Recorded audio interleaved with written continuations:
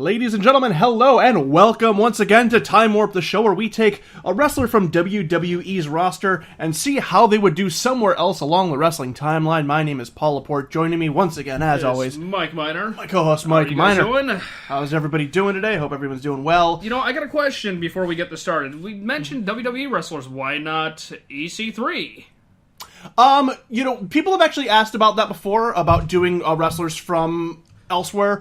I figured we'll start with WWE wrestlers, and if there's enough of a demand or if we run out of interesting cases, then we might expand on that. But I figured for now, just for the sake of simplicity, keeping it specifically related to WWE. But that maybe comes down the line if people want to. If people want to see that, if you guys want us to do episodes on independent wrestlers or Japanese wrestlers, or guys from WCW or ECW or whatnot, let us know, and we'll certainly consider it. There you go, guys. Question answered. But we're going to stick with the format for today. WWE wrestler John Cena, how does he do if he starts off in the 80s? The quote-unquote golden age of professional wrestling. The times of Hulk Hogan and Randy Savage and the Ultimate Warrior. Certainly not a part of the Ammunition Alliance, right? No. Okay. No. That's 25 years later? Yes. Okay. A little bit further down the line.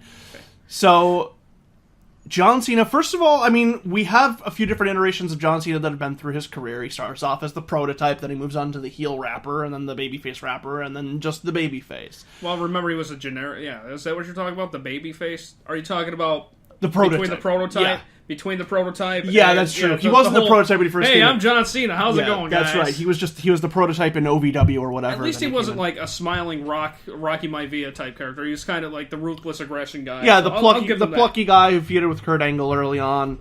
I think that was an underrated period of time. Yeah, I like that. Something like that I think could have worked a bit in the 80s. So we'll say, we'll see how, I guess we'll discuss kind of what gimmick he goes in with. Well, you know what, let's go over a few of them. Well, we just mentioned the one that he came into WWE with where he started against Kurt Angle, the full piss and vinegar upstart, I guess is what you can say. The traditional tights and exactly. Boots I can see a guy like that. Frosted tips. Yeah, in the 80s. Yeah, frosted tips. He had that I guess he said he had that long hair or whatever it was that he got cut that day because Vince had cut his hair.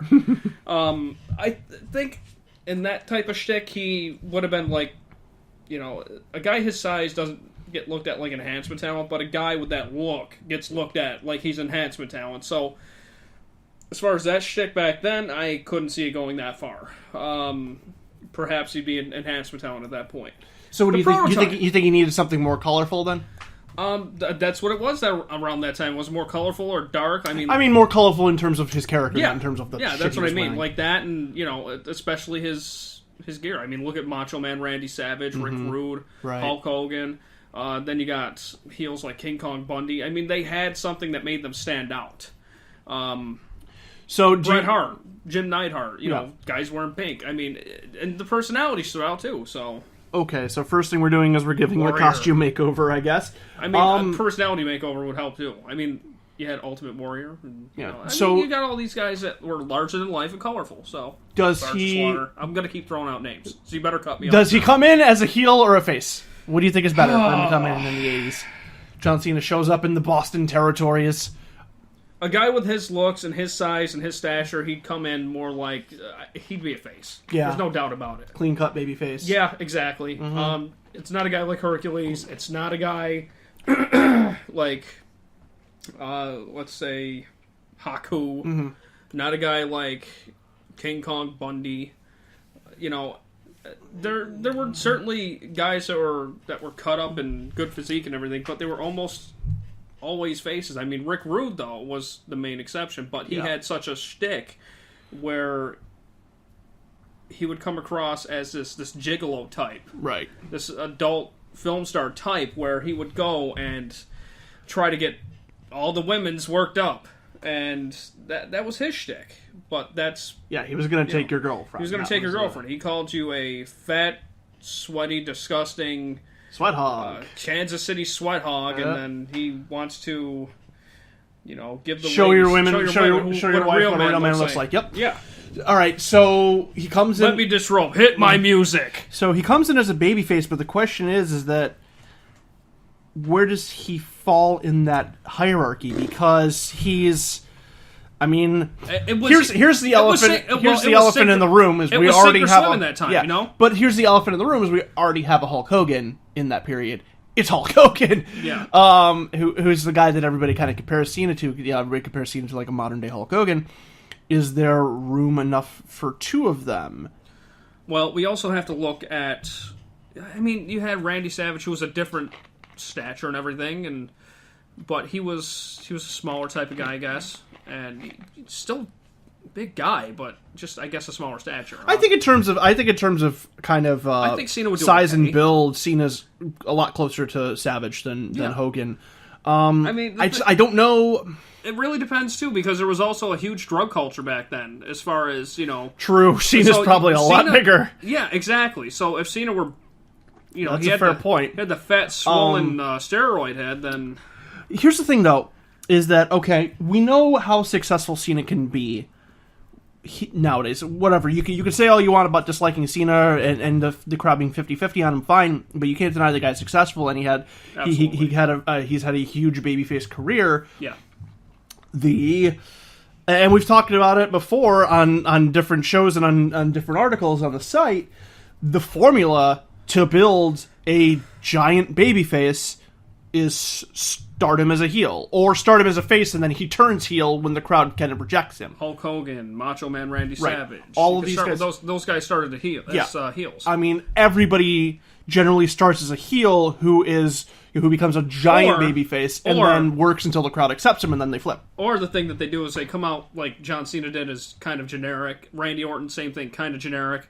And then somewhere along the line, Santino Marella even, kind of generic. And they, at some point along the line, within a couple of months, they have something that just kind of clicks in their personality. Something happens where they make this turn, and then that's the road they're going on. And right, so they either start as a heel, or they start as a babyface. They get rejected, and then they become heel because of the rejection. Look at the New Day. Then they hit this. Well, look at the New Day was, Kofi Kingston was around for a long time as a face, but Big E was a heel and then a face, and then Xavier Woods was. But, when you got them together, it was kind of a generic kind of thing, and people rejected the hell out of it because... I mean, look at The Rock. Yeah, The Rock especially. But John Cena was... he's one of those guys that would, I think, succeed in the 80s, but it's a matter of which... I guess I still think starting him as heel is the better Starting option. as heel, but what shtick would he go with? Would he go with the prototype? Because I can see that working in the 80s to a point, because they had all sorts of wacky crap back then. I mean, it's weird. But as long as the guy's good in the ring, he could probably overcome the limitations. You can't really... But it's so out there. You can't really do the rap gimmick, can you? You certainly can. I don't know, though. I mean, here's the thing, though. Look at the 80s. I mean, that's... Right, I know the 80s, it was kind of a genesis and a huge growing period for rap in the 80s. Exactly. But I just don't necessarily know... I don't think people associated, rap at that point. I don't know. First of all, there's more kind of racial stuff there. But you know what? With a white guy kind of doing... Exactly. What would be considered an African-American gimmick at that time. But you know what? Would you... Look at Vanilla Ice just back in 1990, 1991. I mean... True. He could do more of a Vanilla Ice style and he kind of did that shtick in the true. beginning. That's but true. That Good being point. said, do you think he's better than a Vanilla Ice was back then? Do you think he could do better than Vanilla Ice back then? Legitimately as a rapper? Yeah. I don't think so. You don't think so? You really don't think so? I don't know. This is not a music discussion. That's the point. It's if he can get past that and he can, do his own thing, maybe he'd be more successful with that shtick. But I don't know. Like you said, it's one of those things that's kind of sensitive around that time, and would they probably kind of ass it up too, because it's going to be really restricted and kiddie. Right, exactly. I mean, it's not like, there's going to be John Cena going up against PN News. Yeah, it's weird. 90s. And like I said, I almost it's right on the cusp of it could work, but I don't feel like it can go either way. I feel like, for somebody who knows little to nothing about hip-hop, and just in terms of the overall culture, I feel like it was a little bit different of a thing back then than it was when John Cena tried it. Like, like the idea of this guy being like, kind of like the thug sort of dude. I don't know. I feel that the Doctor played of better. Thuganomics. That played better in its time period than it would play in the 80s. I think if they did more of... I would almost like to see that more as a face gimmick. That's what I was going to say. That's what I was going to say. It's Yeah. like, I was thinking of it more as a face kind of thing, and that's where it would be successful. But it would really, be interesting it depends if they like really just kind of like... I mean, it generic. is... Hey, I'm John Cena, and I'm here to say, that kind of crap Right. to begin with. If they did that, it's going to fall flat on its Yeah, face. I mean, but... okay, this is actually interesting, because this is one of the things where it starts to turn into the... If they give him free reign with it, then This I is think like he starts to... This could potentially cause a big shift in wrestling, or cause a big kind of attitude shift, in that, we had the Rock and Wrestling connection. Don't say attitude. At the time, no. Yeah. So we had we had the Rock and Wrestling connection. If we bring in somebody like Cena, who, I mean, like, Cena isn't...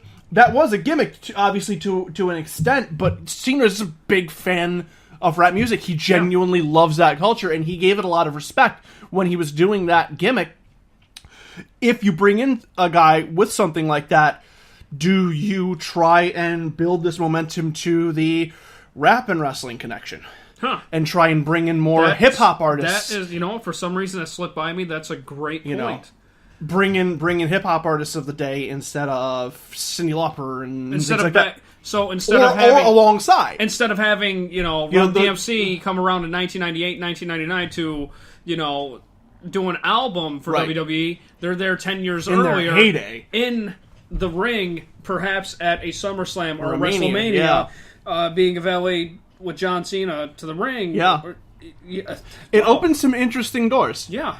And... Again, as a babyface, I think, like, basically... And you know what? What else is interesting? And, I'm going to cut you off for a second. No, go ahead. But John Cena, if that thing lasted, if that gimmick, so to speak, lasted through the 80s, there was a shift in rap music in the 90s. Right. He could shift appropriately. Right. I can't see John Cena holding a Glock 9. Yeah, but, I don't see him. I could see him certainly shifting his attitude to, to fit the situation, Maybe. so to speak. It could be. That actually does kind of provide a lot more flexibility than I imagined. And like I said, maybe it doesn't replace the Rock and Wrestling connection, but it just kind of adds to it. Like, it's basically... Because the Rock and Wrestling was never specifically about rock music. Cyndi Lauper isn't rock music, she's pop music. Yeah. So it's just more... like you mentioned, WWE is like the pop music of the wrestling. But I'm just saying, so, it's just more kind of incorporating another section of that music culture into that world. I think that could have actually added quite a bit, and as a result of that, could have really reached out more. It starts seeing off with a bang. More markets. It starts seeing off with a real bang. And put him in that babyface echelon, maybe not alongside Hogan and Savage, but maybe right under, which is a good place to be. Perhaps an Intercontinental title run? Oh, I'm sure, yeah. Intercontinental title runs. Very lengthy. Feud with Mr. Perfect. Maybe we get an early version of the West Texas Rednecks. The Honky Tonk Man. Yeah, yes! Oh my god, a feud with the Honky Tonk. High five. Yeah. Feud with the Honky Tonk Man. That's the right fucking answer. Yeah. Oh my god. I didn't even think about that, but that's perfect. The Honky Tonk Man. That is absolutely perfect, Miner. Oh, man. Mid-card feud with the Honky Tonk Man to start off John Cena's career. Well, think about it. That could elevate him to the main championship. You're absolutely right. No, I mean, look what it did for Warrior. Yeah. I mean, you get somebody like John Cena coming in and destroying Honky Tonk Man. Absolutely. Or even if the feud is back and forth, but Cena comes out on top of it. Yeah. Still good. But then the question becomes is that even those guys, Savage, Ultimate Warrior, they all faced off with Hogan. I mean, do we do the same thing with John Cena? Does it get to the point where now, like, once with Savage was cool, twice with Warrior was cool, 3 times with John Cena, and now we're starting to get repetitive and the fans reject it? I don't know. I think... If anything, you have Hogan, you got Warrior, you got Savage. So is there just too many people in that point? Honestly, I mean, there's 3 championships. There's the Tag Team Championship, Intercontinental Championship, and you got the WWE Championship, WWF Championship, whatever you want to call it. They always had room for a guy to go on top if they needed him. They had... Yeah, they did, but Hogan, with one more, would that be too much? Would that be the tipping point? I don't think it would be too much. I think fans were really receptive to somebody that they, the company was really receptive to guys that fans wanted to get behind. I mean, super popular guys. I mean, sure, you had a Jake Roberts that didn't win the championship, or Mr. Perfect. I mean, they got behind Bret Hart in the 90s. They were pretty receptive to what the fans wanted, and they, it's not even just what the fans wanted. They kind of steered it that direction. The fans took to it. Okay, so we're gonna accept him facing off with Hulk Hogan. Yeah. Does he go over? Does Hogan beat him? If Hogan was on his way out to film movies again, yeah, I'd say he would go over. So you think that maybe John Cena fills the spot that they tried to fill with Lex Luger? Maybe he's body slamming Yokozuna on the Intrepid? No, I wouldn't say that. I'd say, if anything, if Hogan wound up leaving after a WrestleMania, I think he would take the Warrior's place. Especially if he... So you think he just completely replaced the Ultimate Warrior? I wouldn't say he completely replaced the Ultimate Warrior. The Warrior would have a different... His timeline, I guess, would kind of shift a little bit, but he would still have his shot. Cena is a lot easier to deal with than the Ultimate Warrior. So that could be enticing to the point where WWE just, after the first time Warrior holds him up for money, WWE's like, nope, never mind, we got Cena, goodbye. Hogan's one of those guys that, given the right circumstance, he would put a guy over, I guess. I can see John... the right circumstances being he's paid a lot of money and doesn't have any creative control. Paid a lot of money, is able to go away for a while, film a movie that is terrible. No holds barred. Catch it today. Stan Hansen's on it. God. Anyway, John Cena is one of those guys, he's dependable. Never had a bad word said about him. I think Alex Riley's the exception, maybe Tyler Rex, a couple of guys that... For the most part, he is pretty well liked and pretty well respected. He's pretty well liked and very dependable. Quick to recover from injury. Mm-hmm. Very quick. He's got a freakish nature about him as far as injury goes, He is one of those guys that would be right at the top of the card because he's very dependable. His...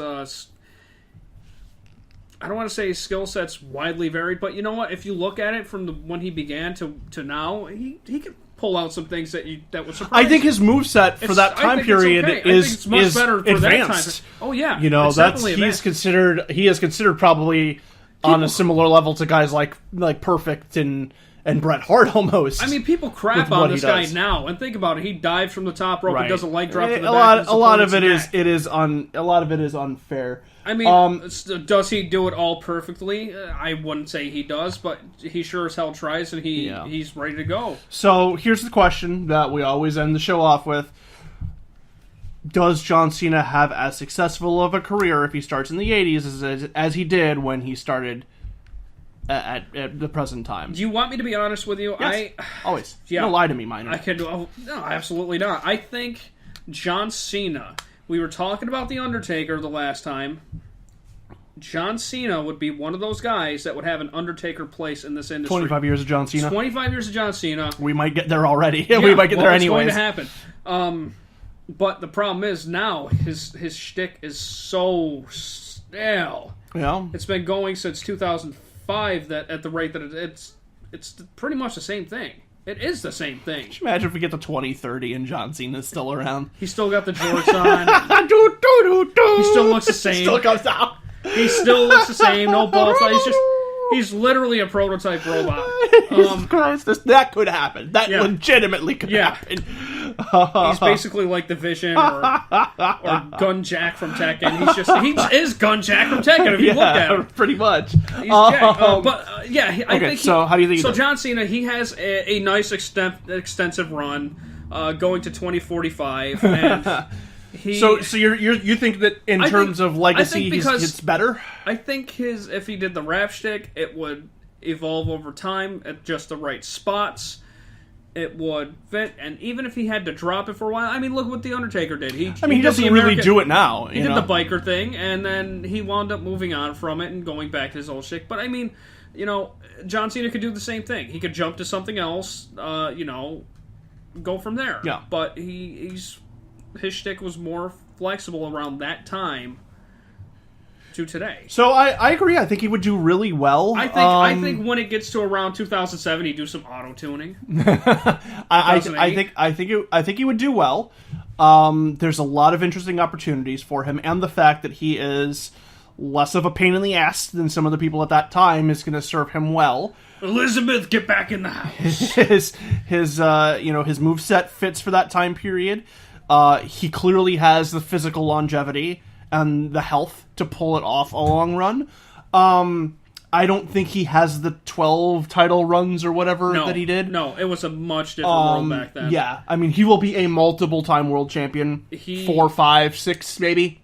Perhaps an extended run. But that's probably it. I'd say, if anything, he'd probably top out at like maybe 450, 500. I mean, he did have a run where he was over a year, about 10 years ago, and that during that time, that was kind of unheard of. He could have a year plus run. Yeah, a title reign that length 10 years ago was kind of unheard of. So he definitely would have an extended run. First ballot Hall of Famer for sure. Yeah.